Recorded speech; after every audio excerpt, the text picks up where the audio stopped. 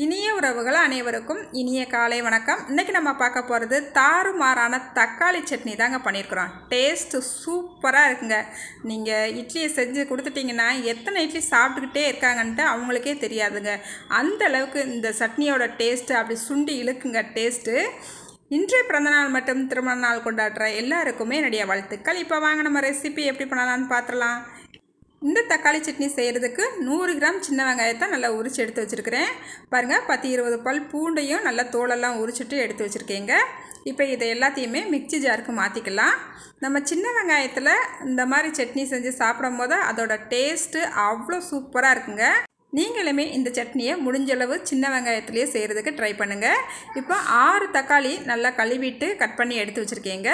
இந்த தக்காளியும் இதோட சேர்த்துக்கலாம். தக்காளி நல்லா பழுத்த பழமாக எடுத்துக்கோங்க, காவட்டை எடுக்க வேண்டாம். இப்போ இது கூடவே ஒரு 8 வத்தல் காரத்துக்கு சேர்த்துருக்கீங்க. நீங்கள் காரம் எப்படி சாப்பிடுவீங்களோ அந்தளவுக்கு நீங்கள் சேர்த்துக்குங்க. அதே போல் தண்ணி எதுவும் சேர்க்க வேண்டாம், அப்படியே அடித்து எடுத்துக்கலாங்க. இங்கே பாருங்கள், இந்த அளவுக்கு நல்லா வலுவலுன்னு அடித்து எடுத்துக்குங்க முடிஞ்ச அளவு. இப்போ இந்த சட்னியை நம்ம தாளித்து விட்டுறலாம். இப்போ ஒரு கடாய் அடுப்பில் வச்சுக்கிட்டு இதில் 2 ஸ்பூனுக்கு எண்ணெய் விட்டால் போதுங்க. நல்லெண்ணெயில் இந்த சட்னியை தாளித்து விடுங்க, அப்போ தான் டேஸ்ட்டு சூப்பராக இருக்கும். நான் இப்போ 2 ஸ்பூனை விட 1 ஸ்பூன் எக்ஸ்ட்ரா சேர்த்துருக்குறேன். ஏன்னா தேங்காய் சட்னிக்கு இதுலேயே தாளித்து அப்படியே எடுத்துக்கிற போகிறீங்க.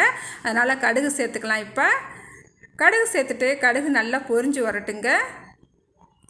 பாருங்கள், கடுகு நல்லா பொரிஞ்சு வந்துருச்சு. இப்போ கருவேப்பிலையை சேர்த்துக்கலாம்.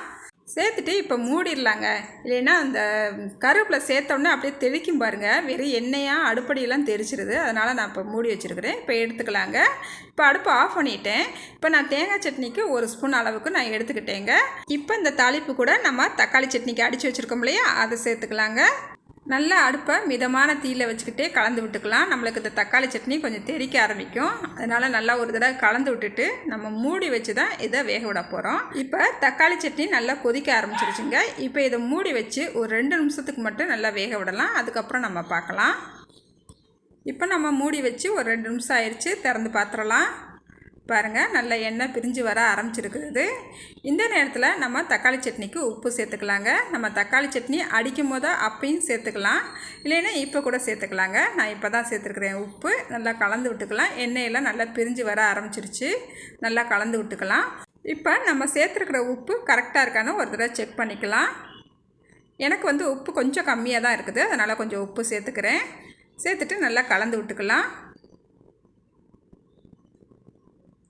மறுபடியும் இதை மூடி வச்சு ஒரு 5 நிமிஷத்துக்கு மிதமான தீயில் நல்லா கொதிக்க விட்டுறலாங்க. பாருங்கள், ஒரு 5 நிமிஷம் ஆயிடுச்சு. பார்த்துடலாம். வாவ், நல்லா வாசமாக கமகமன்னு எண்ணெயெல்லாம் பிரிஞ்சு செம்ம டேஸ்ட்டாக நம்மளுக்கு தக்காளி சட்னி ரெடி ஆயிடுச்சுங்க.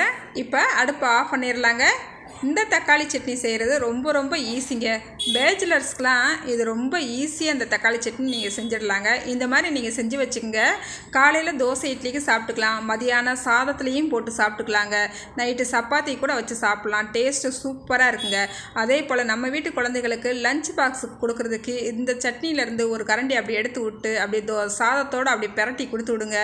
கொஞ்சம் கூட மிச்சம் வைக்க மாட்டாங்க, சாப்பிட்டு வந்துடுவாங்க. டேஸ்ட்டு அந்தளவுக்கு சூப்பராக இருக்குங்க. ஈஸியான டேஸ்ட்டான இந்த தக்காளி சட்னியை நீங்களும் ஒரு தடவை ட்ரை பண்ணி பாருங்கள். ட்ரை பண்ணிவிட்டு எப்படி வந்துச்சுன்னு மறக்காமல் கமெண்ட்டில் சொல்லுங்கள். இந்த வீடியோ உங்களுக்கு பிடிச்சிருக்குன்னு நம்புகிறேன். வீடியோ பார்க்குறவங்க என்னோடய சேனலை லைக் அண்ட் ஷேர் பண்ணுங்கள். புதுசாக பார்க்குறவங்களா இருந்தால் நீங்கள் என்னோடய சேனலை மறக்காமல் சப்ஸ்கிரைப் பண்ணிக்கோங்க. பாய், அடுத்த ஒரு வீடியோவில் பார்க்கலாங்க.